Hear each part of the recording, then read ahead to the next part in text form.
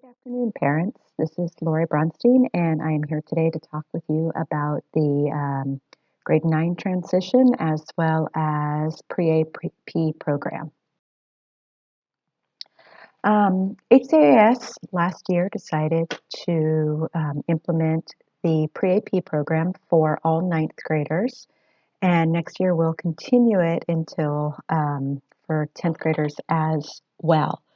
Pre-AP is simply a framework that focuses on skills. These skills support students in AP classes, in non-AP classes. It will support them in life. It'll support them beyond high school. So I want to talk to you a little bit about some of the focus skills that are known as shared principles. So within the four shared principles, one of them is academic conversations. As you can see on the slide, I've highlighted a few of these.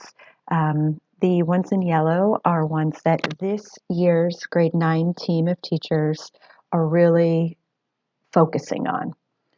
So the way that this works with the pre-AP is that the skills are more of that focus in the class instead of more traditional classes. So for example, as you can see, academic conversation allows all students to engage in discussion by sharing ideas, reasoning, and questions. Previously, in old education, I guess you could say, those conversations tended to be dominated by individual students or teachers. This conversation tends to, whether it be whole class, small group, and ultimately what teachers do is they try to begin with small group and then expand in order to share more ideas. The second shared principle is close observation and analysis. And one of the focus points this year is tasks or activities that require students to return multiple times back to those materials, which has them thinking about it multiple times. They might ask different questions, they might have different tasks, and ultimately, the more that they look at these materials, the better they're going to understand, the more questions that will arise, and the higher level thinking that will come out of it. The next principle is evidence-based writing, which again, one of the things that is used is to require students to choose, to evaluate, and to synthesize evidence, to support a claim, and develop reasoning. Okay. In my teaching, this is known as a CER, claim, evidence, and reasoning. And ultimately, it's used across content. It could be used in math, science, social studies, English.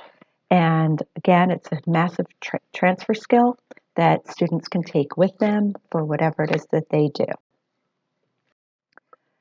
The final of the shared principles is higher order questioning. And ultimately, what we do is asking different questions rather than questions that have specific answers, rather than the teachers just asking general questions to check for understanding. These questions tend to be more open-ended, and I have found in my teaching that sometimes it takes the students a while to become comfortable with these questions because they always like that right or wrong answer. And the goal of these is more inquiry, and ultimately the questioning takes our students in different directions. And again, it just gets them deeper into the knowledge. So these are the four shared principles. And if you go to this Pre-AP College Board website, you can look a little bit further. You could also reach out to me if you have any questions. And thank you for coming. Have a nice day.